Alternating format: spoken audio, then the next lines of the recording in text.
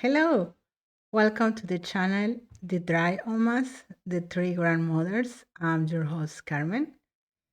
In the video of today, we're going to explore the alternative story of Alexander the Great.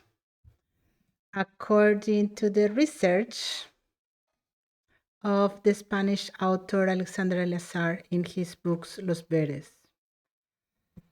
As I always say, don't believe me, don't believe him, but at least you will have tools in order you can research by your own.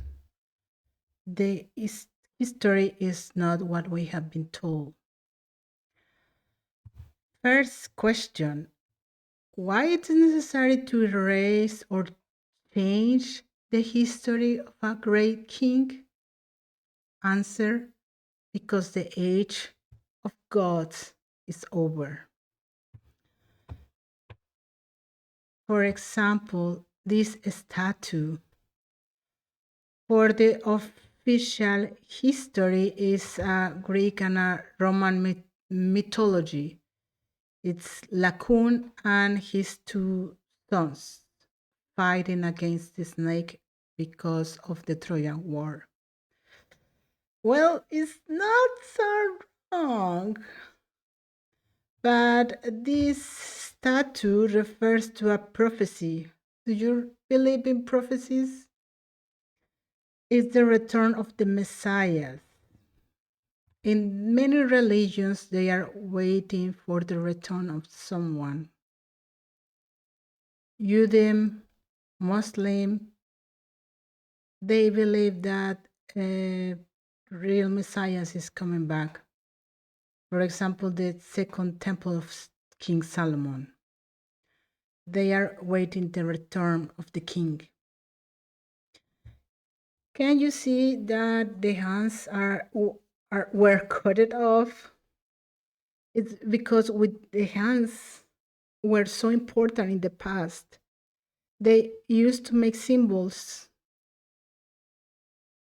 and people knew it. People knew the meaning of the symbols that this statue were doing. This statue represent three incarnations. The first one is Jesus, but the real one, the born without a male, that it was before the Great Flood. The second one at that time is believed that it was Alexander the Great.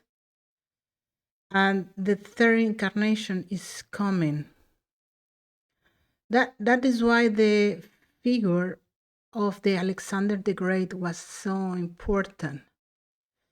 Because according to this prophecy, they will have a fight against the snakes. And the king is going to return. So what this statue wants to say is first incarnation, second incarnation, and third incarnation. What do you think about prophecies? I personally, if I want to see a return, is the return of the queen. She married the snake. It's a better solution. War, war, war. Why? But that is another history. Let's compare the official history with the version of Alexander Eleazar in his book. Well, according to the official history, Alexander the Great was born in the 4th century, 336 behind Christus, in Macedonia, today Greece. Started the military campaign at the age of 20, and with 30 years he created the largest empire. Well, in 10 years you conquer all these battles and build all the cities that are in the name of Alexander. That is when we can start seeing the incongruence. the territory from Greece to Northwest India, and died in Babylon at the age of 32 due to sickness or poison. Really? A legend like Alexander the Great died 32 years? Nah. All this empire, all these cities they have buildings, extremely beautiful buildings. No one compared the architecture nowadays. And they were conquered and built in 10 years. Please give me a break.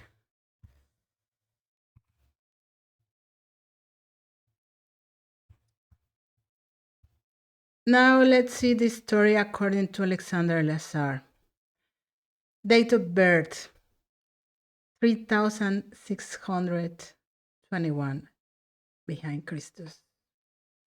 It means that this history, the buildings, the war is much older.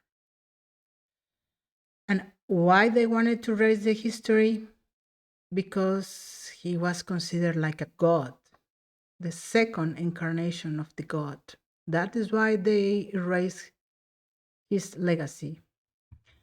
And it was born in Gothenburg, today Sweden.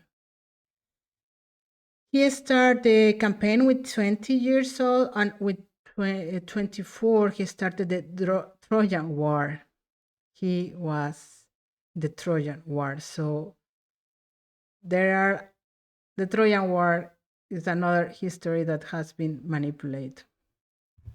And the territory was from Sweden to China.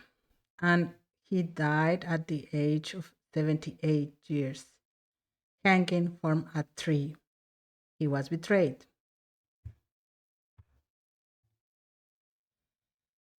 If you see some paintings, for sure you have seen this. According to the official history, this character is named as Mikus or Amicus, and he was a violent and cruel king of Bebryces, a mythical people in Bithynia, today Turkey. This myth is together with the time of Jason and the Argonauts. God really put it our history in a right chronological order. It's like putting together a puzzle. Oh, everything has been mixed and confused, but well, actually, you can see here that it was tied to tree. And it's important to know the symbol is in the painting, because at the past they used to have all the symbols in the painting. For example, you can see that it's the left leg, which means it's betray, treason. So if you see a painting, it's not the same if you're using the left leg, or if you are using the right one. The meaning is different. So basically, they are talking about the death of Alexander the Great. Where else can we see examples? For example, do you know the story of Saint George and the dragon? For sure. This character is so important and that it is present in all the countries and all the religions. Even in Egypt, there is a church dedicated to Saint George. This picture is of me in Cairo. Well, the real character behind this story is Alexander the Great. In the past, they were really very dangerous animals that have been gradually become extincted. But the adventures and fights were so great that they could not erase them from the history. So what they did is they changed their names and they make it like legends. And they changed the meaning. For example, nowadays the legend of St. George and the Dragons means the battle of good against evil. Really? It happened, really. It was a reality. Very interesting, the alternative history of Alexander the Great. And the empire, this is a picture of the official empire. Well, surprise, surprise, it was much bigger and much older. Very interesting history, but we are focused on women. In this channel, we are going to talk about our three grandmothers. So, who is this woman that is in the helm of all the battles of Alexander the Great? And it was considered her protector. Well, it's very well known. You will know her as Atenea, Martha, Minerva, Freya. There are so many names, so many legends, but she was real. She existed. Let's talk about our first grandmother, the mother of all the Amazonian warriors. So, until the next time.